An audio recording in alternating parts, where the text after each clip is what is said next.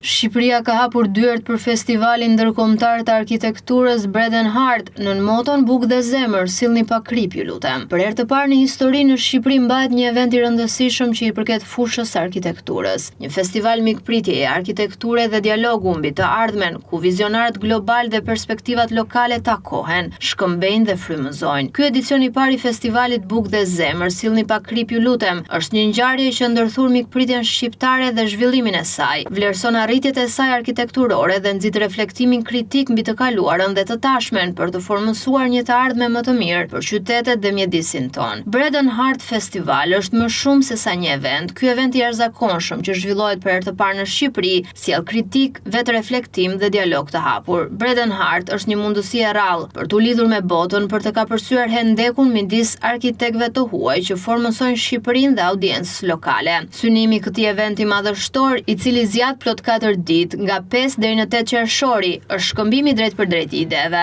Aktualisht, rreth 150 ekipe ndërkombëtare arkitekturore po kontribuojnë në projekte në të gjithë Shqipërinë. Gjithnjë e më shumë arkitekt po tregon interes për të punuar në Shqipëri duke bashkëpunuar edhe me ekipet vendase. Ky festival i zhvilluar nga Agjencia e Zhvillimit të Territorit nën kujdesin e kryeministrit Edi Rama është një event historik për Shqipërinë. Gjithçka është organizuar në drejtimin e Adelaida Roka, drejtore e përgjithshme e Agjencisë së Zhvillimit të Territorit. Ky event kulmon këtë të premte pasi është dita e hapur e festivalit që zhvillohet nga ora 8 deri në orën 23:55. Eventi zhvillohet në Book Building në qendër të Tiranës në sheshin Skënderbej.